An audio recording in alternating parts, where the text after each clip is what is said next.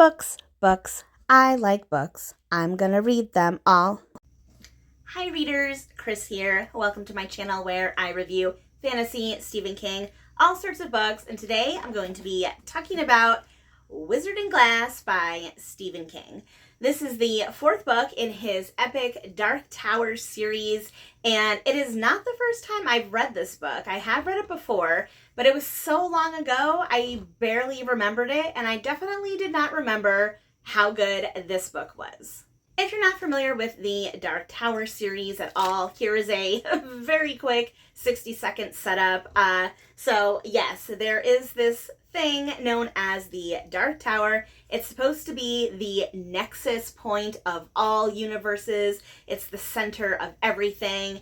And in the beginning, we have a lone man, the gunslinger Roland, and he's on the path to find this Dark Tower. Along the way, he picks up a couple of companions, Eddie from New York, Susanna, also from New York, but a different time period, and then Jake.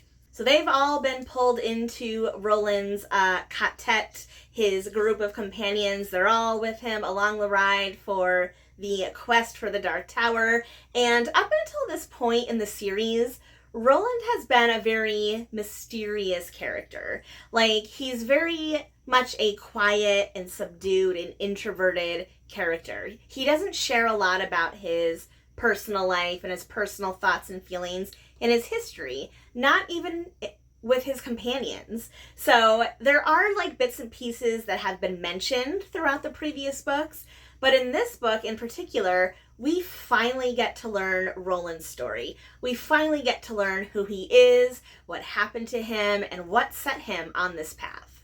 I can't really talk about world building, characters, and plot without giving away spoilers, since this book is kind of midway through the series, so I am just going to talk about what I liked and what I didn't like. So let's start with what I liked. So the very beginning of this book is a direct continuation from the previous book, from book 3. And in that book kind of ended on a cliffhanger where Roland and his friends are kind of in this tricky situation. They're in this trap and they have to figure out how to get out of it. And I don't think it's a spoiler to say, obviously there's more books, so clearly they get out of it. But the way that they get out of it is so fun. And if you've read these books, you'll know what I'm talking about. Blaine the train, Blaine the mono. I love that part because it's basically this evil possessed train that loves riddles. It sounds ridiculous when I say it out loud, but when you read it in the book, it's like both funny but also creepy at the same time, and I really love that juxtaposition. So the whole plot with Blaine gets wrapped up very quickly in the beginning of this book. It's like in the first few chapters. And then after that, basically Roland and his friends find themselves like camping out for the night, and Roland starts to spin this tale, and pretty much the entire rest of the book is like one big flashback. So this is a story within a story, and on one hand, like, I've seen this happen in other books where like a book that takes place in the middle of the series is like telling a whole different story, and that can be really annoying. But in this case, I absolutely loved it. Loved it. I loved getting to learn about Roland as a young boy. I loved seeing him in a different light because as a young boy, he's not so jaded. He's innocent. He doesn't know the way of the world. Like, he has this kind of spring in his step, this little bit of like cockiness, go-getter attitude, you know, like a young teenage boy would have. So it's really fascinating to see how he turned from that into the man he is now, who is like completely different, like completely jaded and dour and subdued, and you find out why. And I just really loved getting to know Roland on such a personal level. So when it comes to the story within the story here, the story that Stephen King writes, the story that Roland is telling is just, it's just such a classic tale that you can't help but love it. Again, I guess 60-second setup of the tale within a tale, but basically Roland and his friends get sent to this town, this far off town in their kingdom, and they're kind of there to like collect the taxes and check some things out, but they end up getting pulled into this really like this big plot, and Roland meets the love of his life, Susan, but she's engaged to someone else, and it's one of those classic tales. It's a classic tale of good and evil. It's a classic tale of I'm in love with someone, but I'm supposed to be with someone else. And there's also magic, there's mystery, there's violence, there's horror, there's even a little bit of humor. All of the characters in this story within a story, all of the characters in this town are just so well thought up. And again, this is the whole book, so we get to spend a lot of time with them. So Roland's sweetheart, Susan, we really get to know her. We get to know everything about her. We get to know where she came from, how she was raised, how she lives her life, what her hopes and dreams are, how she can be so set on marrying this old guy who already has a wife because, you know, in her town, like, that's the best that she can do as a young girl with no family.